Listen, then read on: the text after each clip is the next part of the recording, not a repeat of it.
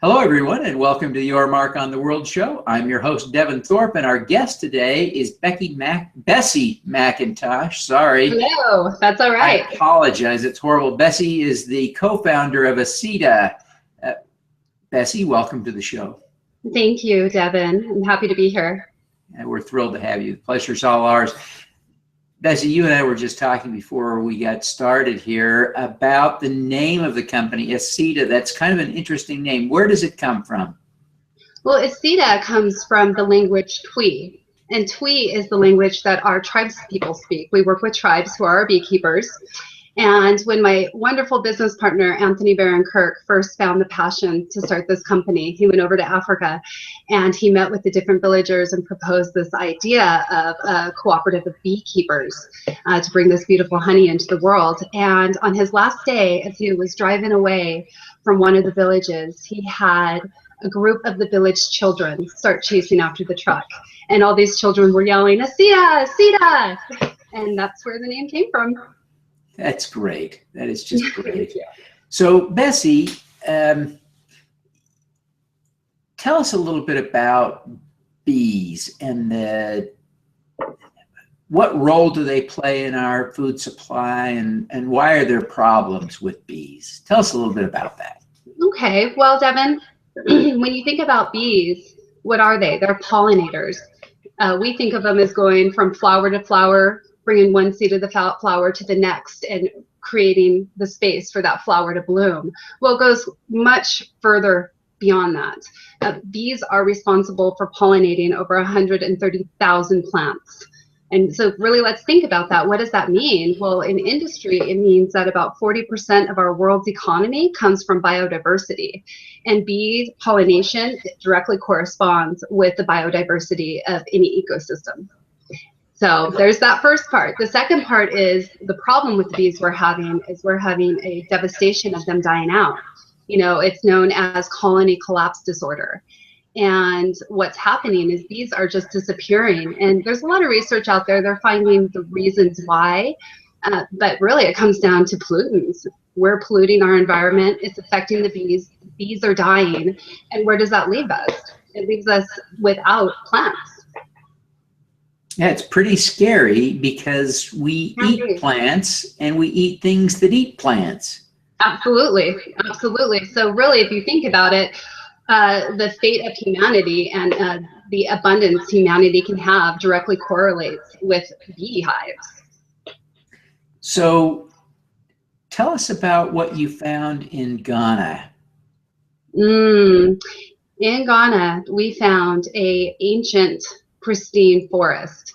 It is a wildlife refuge named Mole that has been protected by the Ghanaian government since before protection of land needed to be in our world. And what we found was tribes people who needed an industry, and we found bees, and we found a way to cultivate a beekeeping cooperative to create an industry for these tribes and to grow a healthy bee population. So how are they cultivating bees in Ghana? I think all of us are familiar here in the developed world with the little white boxes that get stacked up on farmers' land, and I understand those get moved around a lot to pollinate fields and crops of all different sorts. Farmers pay a fee for that, but what's going on in Ghana? How does this work there? Well, it's interesting. You have the land, you have the forest that's protected, and then you have about 33 villages that dot around the forest. And we had a non-GO, thankfully, that had gone on years before we came onto the scene that taught these villagers how to harvest honey in a more sustainable way. Before, they were burning down trees to get to the hive. And what the NGO brought in was a top high bee bar. It's basically a wooden box with a metal top, and they bait the bees by just dabbling a little bit of their honey into the box. And within a couple of days, the villagers will come back and the bees will already be building their hive. And so it's completely wild. There's no supplemental feeding. We're not giving the bees any kind of hormones or anything else that some beekeepers have to give their bees in order for them to survive. They're able to go out into the wilderness and pollinate from wild plants and create a wild honey. I mean, it's very natural. It's just the way bees have been doing business for eons. And does the honey taste different than the honey we're familiar with from the grocery store? It does. It does taste different. It has a very gourmet, unique, bold, dark flavor to it. You look at the honey, it is the color of a brownish black. It's absolutely beautiful. It doesn't even look like honey. It's a little thicker. And the taste is just extraordinary. It's hard to describe. Most people who taste our honey for the first time, Devin, they're just like, wow, they're blown away. What is this? It tastes amazing.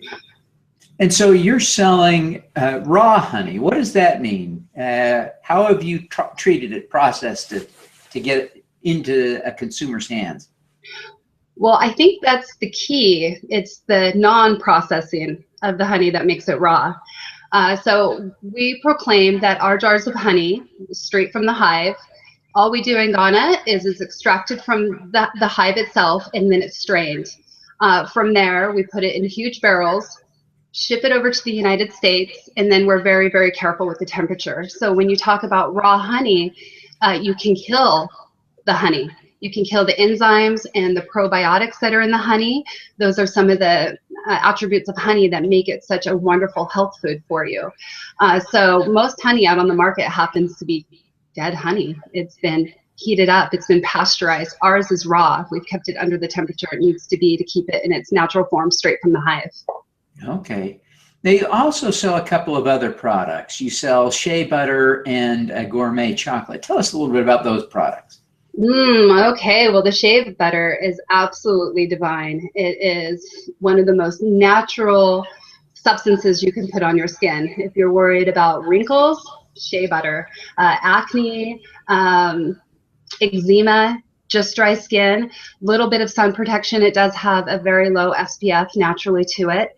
And it's straight from nature, and it is just absolutely luscious. I can't wait for you to try it, Devin. But the shea butter comes from the shea nut, which is from the shea tree, which happens to be the same trees that our bees pollinate from. So there's the connection with the shea butter. The other product, brand new, literally came out last week, is our Aseda Fine Chocolate Bar. Really excited about this because first off, let's face it, chocolate is sexy and it's delicious. And we have been able to create a fine chocolate bar using only 3 ingredients. We're using our raw honey from Ghana. We're using raw cacao and raw cocoa butter from the upper Amazon of Peru. And the situation there is pretty similar to what we have going on in Ghana. They're family farm co-ops creating a raw product in a healthy, biodiverse ecosystem. Wow, sounds delicious. Now, how do you buy the chocolate? I think people don't just go to the grocery store to buy your chocolate. Yes, we are a very inclusive company with everything we have going on. With the chocolate bar, our Aseda Fine Chocolate, we have a situation where this is a handmade chocolate. It's very artisan. So that means we have a bit of a limited supply of it. So we're in the process of creating a buyer's club, where so many people will be able to sign up to be a part of our club, and we'll be bringing out the chocolate bar so many times a year, and they'll have first dibs on buying the chocolate bar at a wholesale cost. The good news is we will be opening up our Aseda Fine Chocolate to one retailer, a local retailer, Harmon's, and that should be in there within the next couple of weeks. You'll be able to find us with all the other gourmet chocolate bars. Wow, sounds delicious. Well, Bessie, you have become a role model to a lot of people, an icon. People look up to you as a powerful example of social entrepreneurship in our community. Thank you. Who do you look up to?